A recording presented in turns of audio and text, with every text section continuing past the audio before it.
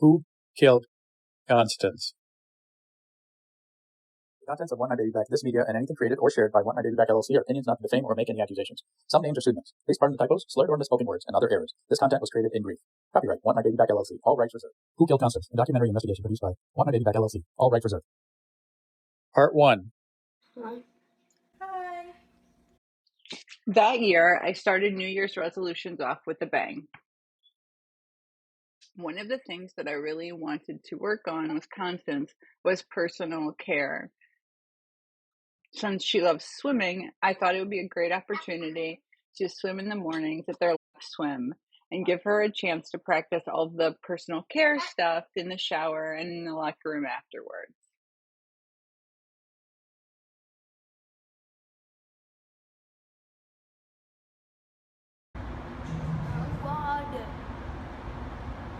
So we started each morning before I drove her to school, going to the pool and swimming.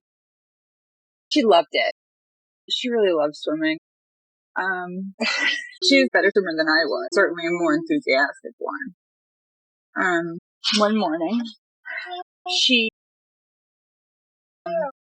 collapsed on the way, and I called her pediatric neurologist, who, despite the early hour, immediately called back. She said it sounded like Constance had a seizure. She wasn't sure, but that I should take her to the local hospital for a test. So I was already driving that direction because the hospital is next to the rec center in Highland Park. So I drove to the hospital. She wasn't a seizure. They saw something in a scan and transferred her to the Children's Hospital, for emergency brain surgery.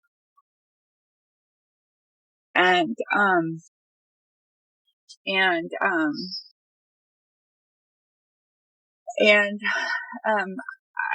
I've shared on Want My Baby Back what happened, and I'm not. It's very painful, so I don't want to share it again. I'll just say that the same day Constance collapsed, she passed away.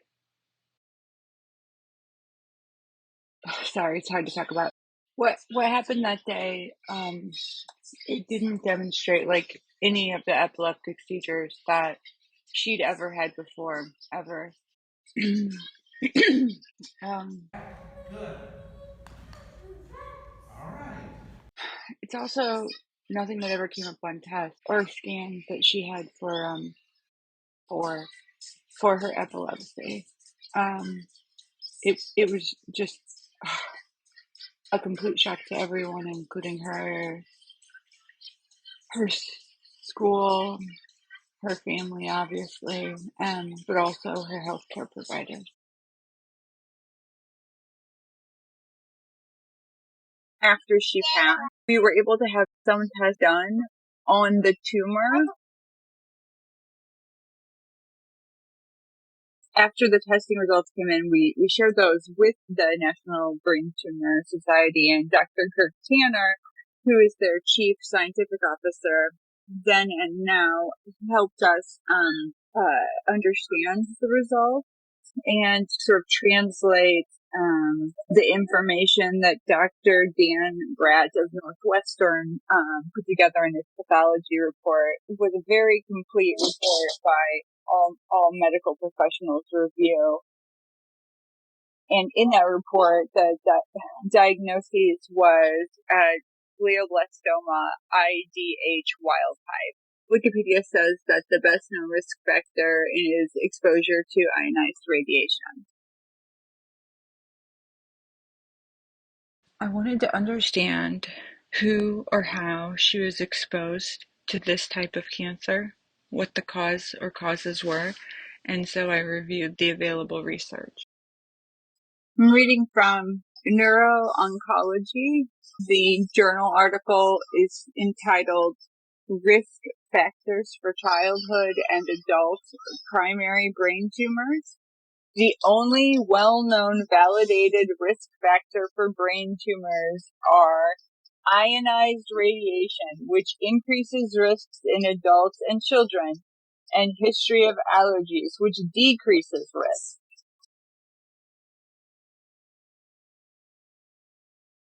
So says all of these researchers at all of these institutions.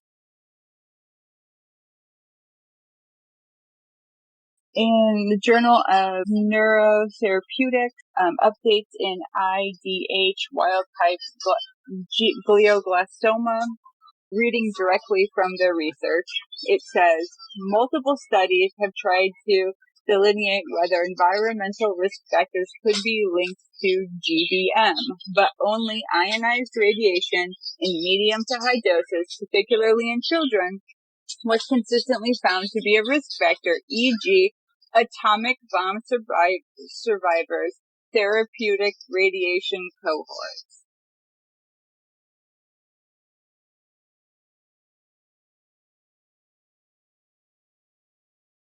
All of the research pointed in the same direction, but I wanted to make sure there was additional research pointing in a different direction that I didn't have access to. So I reached out to the expert, Dr. Kirk Tanner. Dr. Tanner has over 20 years of oncology research and development C-level experience.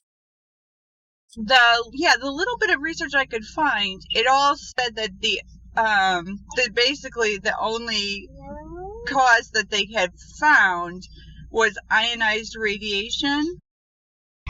And I just wondered if there was other research I wasn't able to find online that said otherwise, or if that was all there was.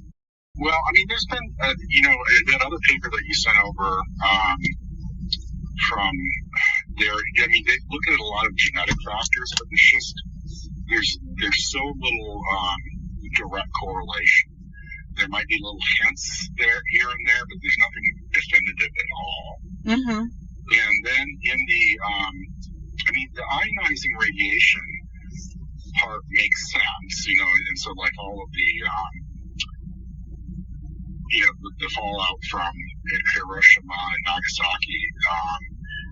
So for like severe radiation, you do see an increased incidence of cancer, which would also go to brain tumors and brain cancer. We've never traveled to Japan, nor my parents, nor my grandparents. It was a pretty thorough evaluation and literature, and it was interesting. Even where they could find some correlation, because they were saying it was a little bit higher in the pediatric space for kids. If they were getting a lot of, but it's usually for they were getting treatment for other cancers. Right. So Constance was not in any sort of a therapeutic radiation at any point. She spent her life with me. I know that to be a fact. Yeah, and right. Now, I didn't have any sort of scans that might have involved radiation when I was pregnant. She didn't have those kinds of scans. So I don't know. It's a puzzle, because it's such a specific type of radiation where she would be exposed to that. Right. But even when there's a correlation, it's like much less than 1%. Mm-hmm. And the latency on it is like 7 to 9 years. And so you wouldn't, meaning that you wouldn't expect to see you typically, even in that less than 1%, you wouldn't expect to see anything, showing up for in like a decade. Right. So just to make sure I understand what you're saying even in the very, very small percentage where there is seemingly a possible correlation to things like medical scans, in those rare cases, it doesn't show up for 7 to 9 years later. So obviously that wouldn't relate to Constance because she passed it at 8.5. Right. Today's programming on WBEZ is dedicated to Constance Mar-Yohana, with best wishes from Rachelle Jervis and Mar-Yohana, who say, "Happy birthday, Constance. Thanks for being our daughter." Snyder with these head. This, of course, a really active area of research is trying to find out why people get brain tumors. Yeah. But it's like it kind of spans the population, right? It's not like it's male, female, different races. There was so much worry about cell phone use, right? And so there was a big scare about that. But when it went back and did actual research with data, none of that panned out. There's been no correlation. You're not getting ionizing radiation from your cell phone. It's a different kind of radiation. Right. Exactly. Yeah. Exactly. Right. For that smoking gun, right? Yeah. Let me ask you: do either you or Constance's father? No, nobody in either of our families has had any cancers of the nervous system, including brain cancer. Constance had extensive genetic testing during her life. And even before we conceived, we did genetic screening. After she passed, again, I did extensive genetic tests myself. Oh, wow. So certainly that wasn't the case for Constance. Right. So it's and it wasn't a DIPT. It wasn't like it was deep embedded in her brain either. I don't think. No. I can't remember. No, it wasn't. These are rare diseases. Dr. Tanner helped create and launch the Brain Tumor Investment Fund to catalyze new treatments to brain cancer patients. There's now work done with some immunotherapies out of Stanford that look pretty encouraging. Yeah. Constance's case, she didn't have any symptoms, and besides a little bit of nausea right before she passed, like the 48 hours before she passed away, and she had a headache the night before. So we didn't know that she even had it. So yeah, those kind of treatments I think are probably are wonderful, but are for kids who there's some warning. Right. I would say that the way that Constance presented and the thing, that's very, very rare. That doesn't happen a lot. Usually there are more signs and everything. Yeah, that's interesting. Okay. Well, I'm glad other kids aren't dealing with that. That would be terrible. Yeah, it doesn't really, help you out. No, well, I mean, no, nothing would. I hope that things are going okay for you. Good. I know it's good. I can't imagine the effect that it has.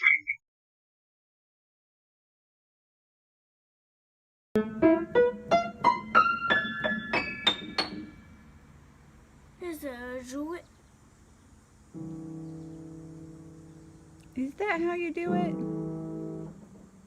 Good job. High five. To be continued. Please email tips to tips@wantmybabyback.com. You're welcome. I love you. Mwah. Copyright Want My Baby Back LLC. All rights reserved. The author does not authorize, scan, use, buy, or upload to artificial intelligence of any kind. Any depiction or representation of this or Constance's story will be met with all available legal remedies. In the immortal words of Snoop, don't start no, won't be no.